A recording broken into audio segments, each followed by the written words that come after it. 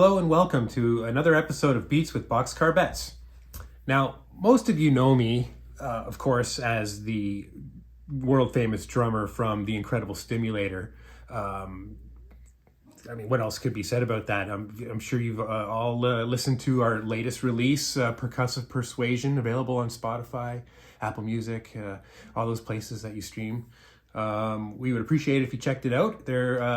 It's kind of a common theme on our latest album, and this is probably what you didn't realize, because again, you all know me, of course, as the drummer for The Incredible Stimulator, but what you probably don't know is that I'm also the one behind the little twangy bits in many of our songs, played by this Jews harp right here. And for my birthday this year, I decided that I wanted to branch out. This is a kind of a beginner's Jews harp. I believe it's made by a brand called Trophy. They're known as the Snoopy harp. It was featured, I guess, in a boy named Charlie Brown. Snoopy was playing it, and so they've marketed this as a kind of a bluegrass instrument that's available at most music stores, Long and McQuaid and the such. Excuse me. So this is what I learned well over 30 years ago. I've probably been playing one of these longer than I've been playing the drums. But just kind of recently, I've really started thinking about different techniques and really enhancing how I play this, getting to a more advanced level of it. Because a lot of it was just kind of a,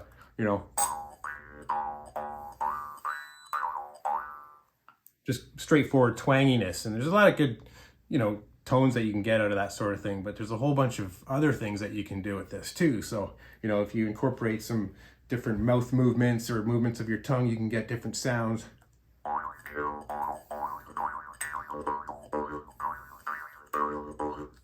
So, it's pretty neat. Now, there are some pretty wild players that you can find on YouTube. A lot of them are very traditional, from various parts of the world. Russia, Mongolia, India, all these places have different variations of this instrument here. They're all called different things. And so I wanted to buy one that was from Mongolia. I just saw some sort of traditional Mongolian metal music video or something where they used one of these, and I just love the sound of it. So I thought, I want to order one that looks cool, is hopefully going to sound cool, is traditional from Mongolia, and I want it made in Mongolia and sent to me from Mongolia. So I ordered it, and this video is going to be my unboxing video of that Jews harp. So it's going to be interesting to see what it sounds like compared to this guy.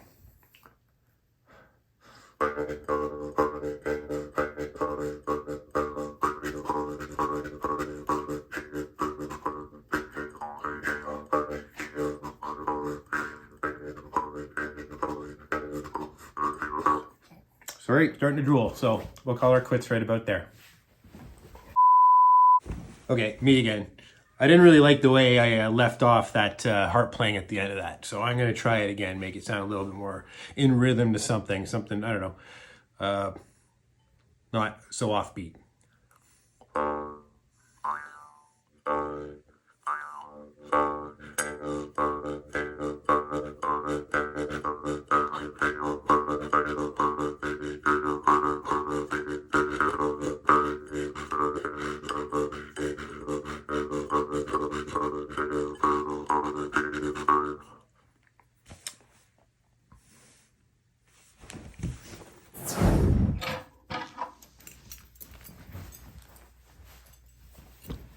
Okay, so my Mongolian Jews harp still hasn't shown up. My birthday is come and went, and it's not here, but I got excited anyway, and I ended up going to Long and McQuaid, and I bought these little cheap ones. And they actually, for what they are, they're cheap. They're basically toys, but they actually sound kind of cool if you know what you're doing. And I found out that for the past 30 years, I have not known what I was doing. And it turns out this was the original little Snoopy one I was talking about that I had, that I got as a kid.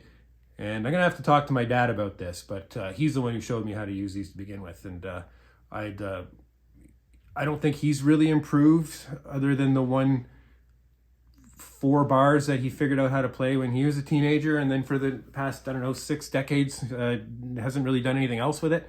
But he's not a world famous drummer, like, yeah, you know. Anyway, so the way he taught me, at least I think, or the way I always understood to do this, was that you place these in your teeth like so. And apparently, that is a good way to break your teeth.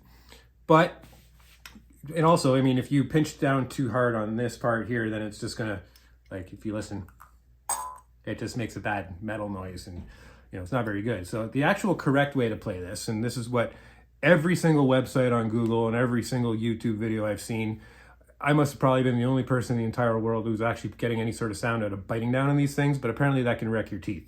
So the correct way to do it is to put it against your teeth, like so.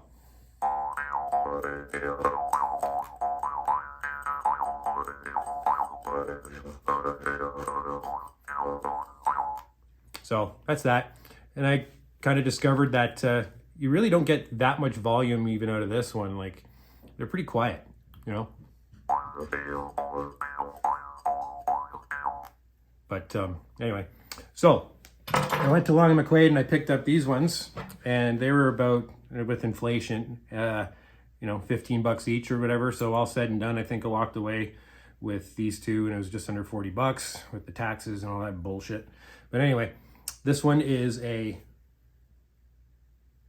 can't remember if it was an alto or a soprano Jew's harp. These are also Austrian style. Allegedly, they were handmade in Austria, but I'm pretty sure that means somebody put them in a machine by hand. And whether or not they actually came from Austria, not China, who knows? But this is allegedly the Austrian style. It was made by the same people who make this one. And again, available at any music store. But these ones actually sound, I've always like ignored these because, again, playing like this, you could never get a sound out of it. But once I learned how to properly play, just, you know, last week, you can actually get quite a bit of sound out of it.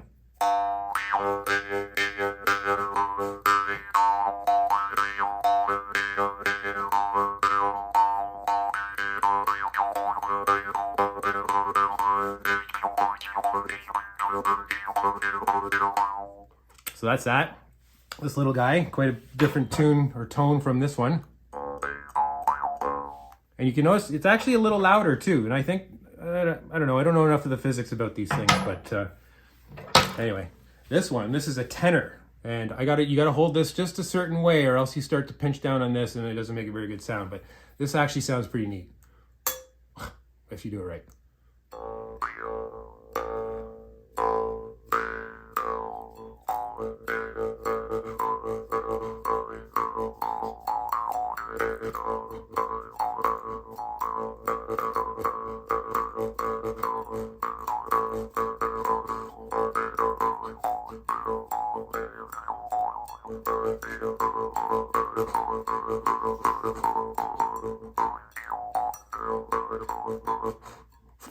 And so forth. So anyway, listening or watching all these people on YouTube who know how to do this professionally, getting some actual tips out of it. There's lots of things that you can do with them, lots of different cool sounds, and I'm really looking forward to this Mongolian one because it should be really easy to play. You might have noticed I tried to do this little hand technique like this. When you're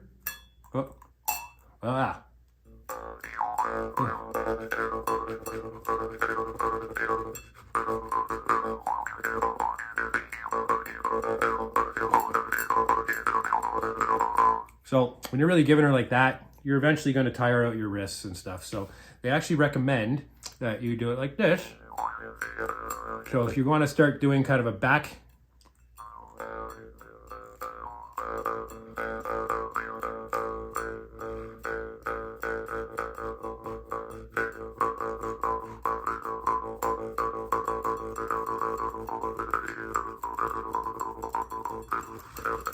and so forth, it's much easier on your wrist and your arms and you don't get so tired. Now these little trigger pieces here are a little bit sharp in that sense, so when you are flicking it, it chews up your fingers a little hard if you're doing it that way, but you know,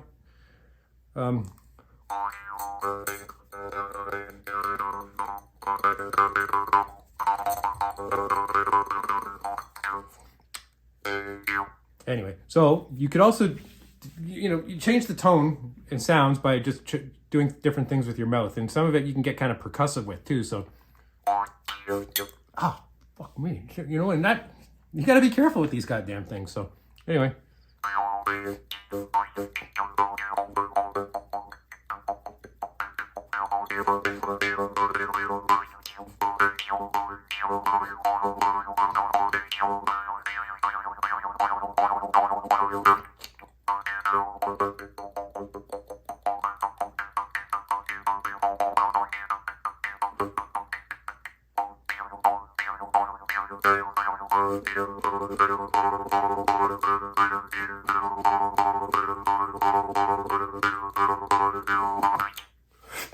Yeah, you start adding some of those little sounds in this guy too, and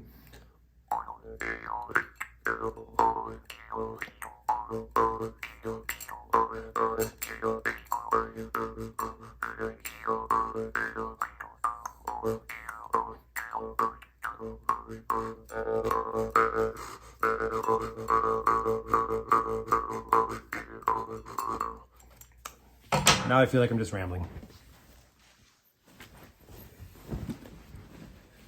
Okay, here it is. It is now May 5th, Cinco de Mayo. And I just, this week I had to spend a few days up in Northern Ontario, and I knew the day I left was going to be the day this showed up. But here it is. Check it out. Mongol Post.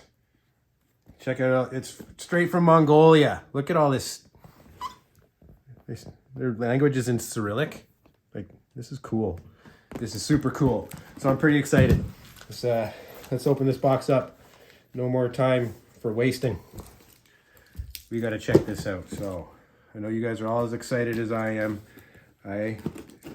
This thing spent 3 weeks. It was basically 3 weeks to the exact day that the guy he said it would be 2 to 3 weeks to get here, and it was 3 weeks since I got a picture of this box in Mongolia that they said they were about to ship. And I tried to track it online through the Mongol Post website, and it was very tricky because, again, everything was written in Cyrillic, even when I chose the little British flag to make it English.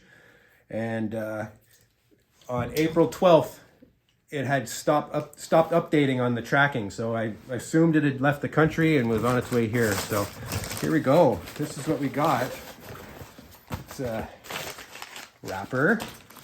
I'm sure this is it, but let's just double check. Nothing else in there. Kind of a funny smell. So, all right. Straight from Mongolia. Oh, wow. Came with a nice leather pouch. This actually looks handmade. Wow, this is really neat. It's got a little protector for the tongue on there. Okay. Whoa. This is cool. Wow, look at that. This thing, it looks like precision. It looks like stainless steel. It's got a nice trigger on there. This should be good to play. Now, of course, it's got a little hummingbird. I don't know if you can see that. A little hummingbird design on the back there. Must be the kind of the signature of whoever made this. But there's this wicked design on the front. I don't know if you can see that, but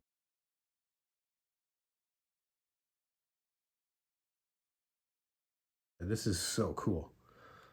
And again, being all the way from Mongolia, I figured it might be not a bad idea just to give this a quick sanitize before I start actually putting it in my mouth, or against my mouth, as we all know now. So let's just give it a quick little. I'm sure it's fine. Again, it spent 3 weeks in a box. There's got to be some Kleenex around. Oh, fuck it. This thing just feels nice too. I don't know. This is. I'm really happy about this. This is so cool. Okay, here we go.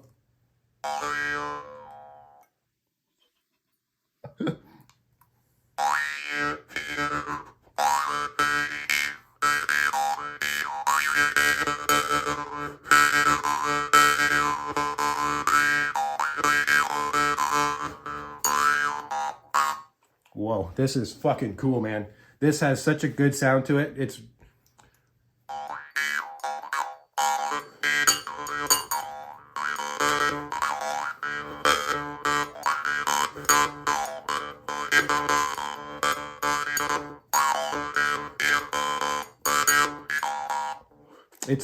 it's a definitely, you can tell this is actually a professional instrument here. I'm really hitting it a little bit, like you can hear the metal twang. I got to really find my positioning and my direction of hitting it, and but this sounds so cool.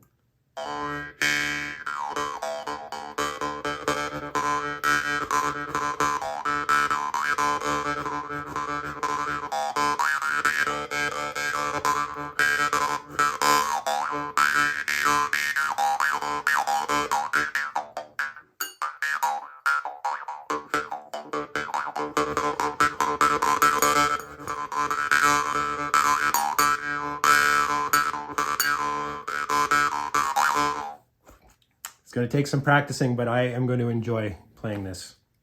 So again, I bought this. I don't even know how I found this, but I found it on some website in Mongolia. It's promoting their culture and tourism and that sort of thing. And I was able to just buy this online from them. It was a little sketchy. I was a little worried I was getting ripped off, but they pulled through. This, after the conversion and shipping, this is basically about $150, maybe closer to 160, 170 Canadian. So you can just tell that it's so much better made than those other little ones that I picked up at Long McQuaid there, those little Austrian style ones. But this is really cool. And there's a lot of vibration to it. I can feel it on my teeth a lot more. So I'm going to really have to get used to this. But